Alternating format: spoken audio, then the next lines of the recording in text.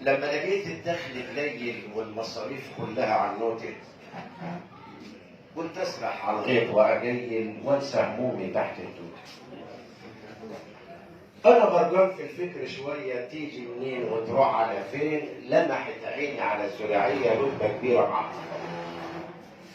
قال لي اتفضل يلا معانا، سيبك من فجر وايام، قوم ده الريس عايزك حالا بعد ثواني تكون قدامه. قلت اللهم اجعله خير. انا ما عملتش حاجه يا سيدي، ولا اعرف عمده ولا غفير ولا لطيت الدوله بايدي. قال لي تعالى ما تتكلمش، انا مش عارف عايزك ليه. لو لقيتوه مش عايز يمشي حطوا له كلبشات في ايديه.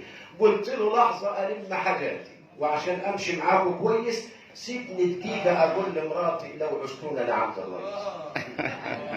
والخضوني وسودوا يومي ودخلت البوكس ما شفتوش، وانا جواه بلبس في هدومي وعلى راسي عدلت الكلبوش. فتش اكتب املي النوتي اسمه وسنه وفكره كمان. قلت انا سعد بتاع التوتي مصري ماليش غير كده عنوان. قالوا تمام يا سعاده الريس. قال انا عايزك عندي شويه. لما سمعته بيقول لي اتفضل لف دماغي واغمى عليا.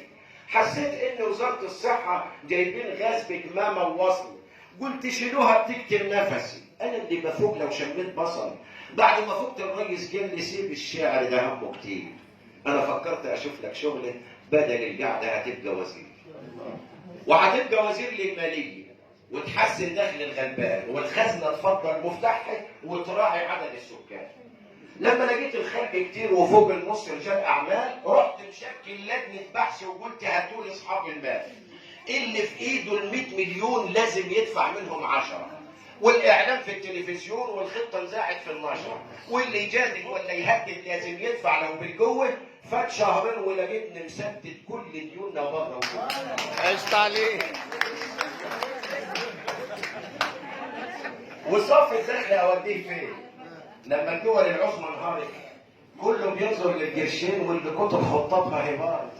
الدنيا حلوت على الاخر وعيشتنا صبحت مزيكا، ومجلس الشعب بيطلب مني معونه مصر تروح امريكا. قلت شروطي عشان ياخدوها تحسين البنيه الاساسيه والتعليم وشؤون الصحه والوعي ونشر الحريه، وهتنزل لجنه تفتيش وتدور على الكيماويات، واللي يداري شكاره لوريا يتحول فورا جنايات.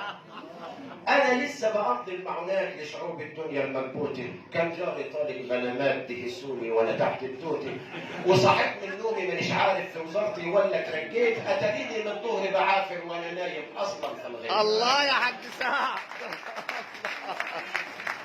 الله يا حاج سعد. بحب اسمع